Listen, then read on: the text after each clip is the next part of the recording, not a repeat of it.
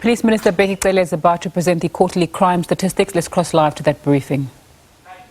Mr. Castle Matale, National Commissioner, National Head of DPCI, Deputy National Commissioners, Provincial Commissioners, Senior Officers, members of the media, ladies and gentlemen, good afternoon.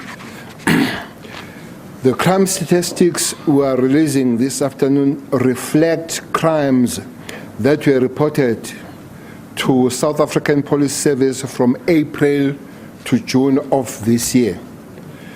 These crimes figures are compared to the same period last year when the country was placed under lockdown level 1 and 2 due to the outbreak of the COVID-19.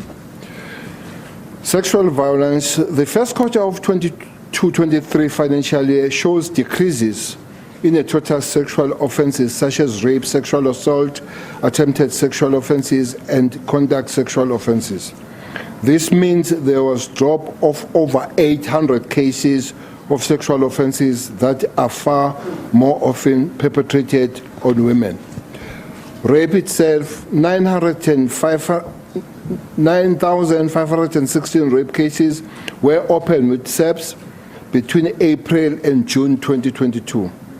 This is almost 500 less rape cases reported compared to the same period last year.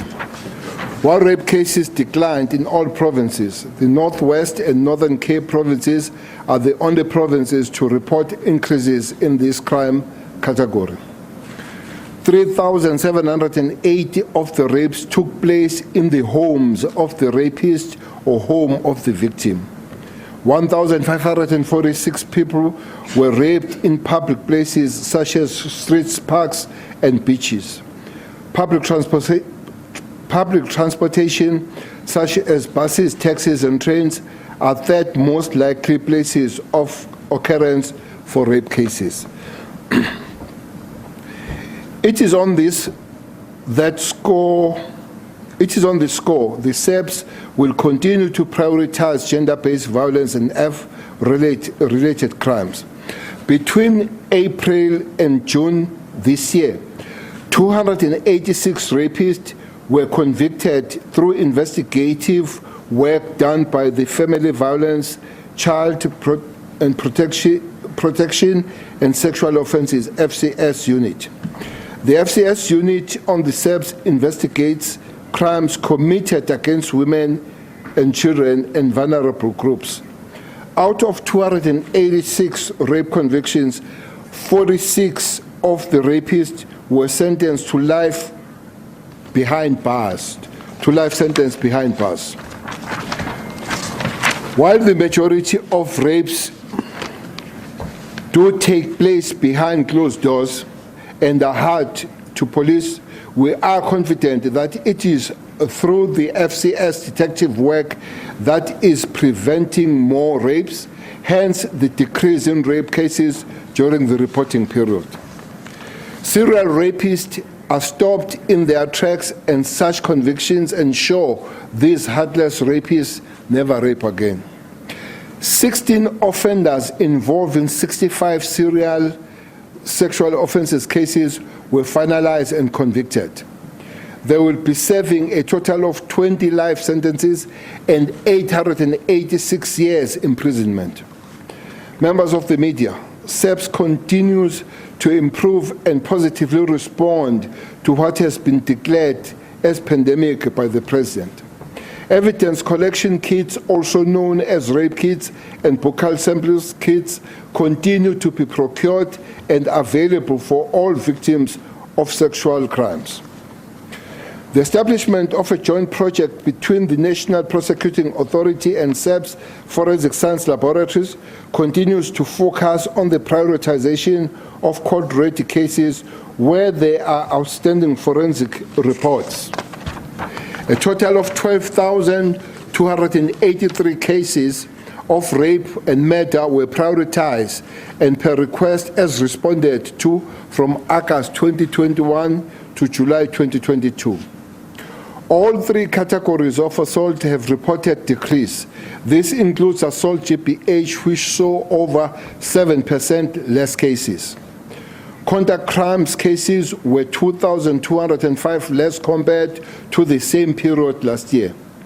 The reduction is inclusive of sexual offenses, common robberies, common assault, and assault with intent to grievous bodily harm. All these combined decrease have resulted in 1.5% drop in all conduct crimes.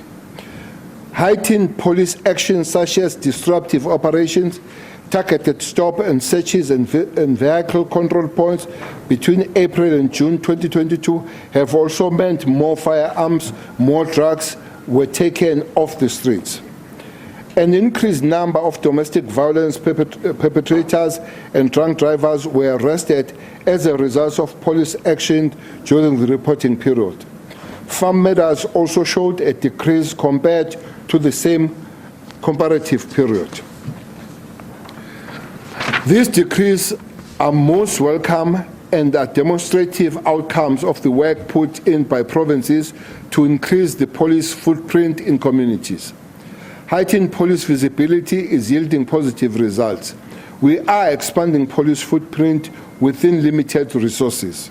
However, more of this and other operational interventions are still needed to ensure South Africans are safe, especially in public spaces. As a ministry, we maintain that policing is not at police stations, but policing is on the streets where crimes are likely to be prevented. The saturation of the street by law enforcement officers can only work in our favor and translate to safer communities. After all, police must embed it in the communities which they are serving. Police should be available and be visible at all times. Yes, Commissioner, let's maintain this posture and improve it where possible. Ladies and gentlemen, I have heightened some successes that have been achieved by the SABC during the reporting period. However, the number of matters in this country remains high and worrisome. 6,424 people were killed by other persons in South Africa in the first quarter of 2022-2023 financial year. This is an increase of 664 more people murdered compared to the same period last year, when the country was placed under COVID-19 lockdown level 1 and 2. The three main causes of murders remain arguments and misunderstanding. Retaliation and revenge murders were second motive for murder, and vigilantism was the third most likely cause of murder in South Africa. The Umlazi Pesislar police station in KwaZulu-Natal and Umtata station in Eastern Cape registered their highest murder cases during this period. 221 murder cases were reported in those three areas combined. The Police Ministry and SABC management recently met Umlazi policing structures, traditional and religious leaders, business and the youth in the effort to tighten policing in the area. It is during this engagement that the improvement of police response time and shortage of vehicles and how environmental design impeded policing was raised sharply and is being urgently addressed at a national, provincial and local government level. The multi-stakeholder approach and working closely with the community in Umlazi policing area should have an impact on violent crime if sustained and maintained as agreed. Fighting crime has also come at a cost for members of the South African of the SABC across the country. 18 police officers were killed during this reporting period. 13 less police officers were killed during this reporting period. Any attack on police officer is an attack on the state and should be condemned from all quarters. Firearms are three times likely to be the weapon of choice in all reported murders. 2,766 people were shot to death. 912 of murders happened in KwaZulu-Natal, followed by Gauteng province with 697 deaths attributed to firearms. 498 people died from gunshot wounds in the Western Cape. The expansion of illegal firearms and the damage and destruction they can cause is well documented. These crime statistics should be used as a management tool to guide the operational plans to deal with, amongst other crimes, the proliferation of firearms. Police operational responses nationwide should continue to remove guns that are in the wrong hands. The SABC investigated 284 dockets of multiple murders with 664 victims. The KwaZulu province recorded the highest number of multiple murders, followed by Gauteng and the Eastern Cape, in which two of more victims were killed at one time. The majority of these matters were committed with firearms. Provincial commissioners, while more work needs to be done, it is encouraging that arrests are being made in this regard. The Western Cape has made inroads in arresting a man who is believed to be the mastermind behind the extortion-related multiple murders in areas around Cape Town Metropole.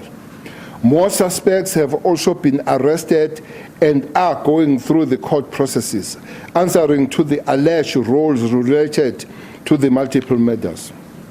Fellow citizens, all communities must join hands in having a zero-tolerance approach when it comes to the crimes committed against women and children. The reporting period of April to June shows that South Africa was brutal and dangerous for women and children. Violent crimes committed against women and children recorded alarmingly high and unacceptable level. From April to June 2022, 855 women and 243 children were killed in South Africa. Over 11,000 assault GBH cases with female victims were opened with the police.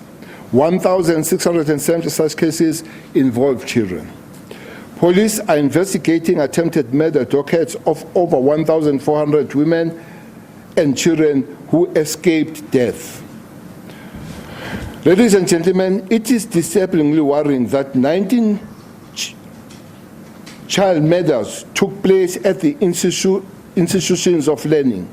This includes daycare facilities, primary and high schools, tertiary institutions. Visits to the police stations conducted by Police Ministry remains an integral part of our work to better improve service delivery and at the station level. With every police station visited by this ministry and SABC management, the availability of liquor in many communities is always a common occurrence. The fact is, the more liquor outlets there are in the community, case of conduct crimes will also be very high. Liquor remains one of the biggest contributors of crime.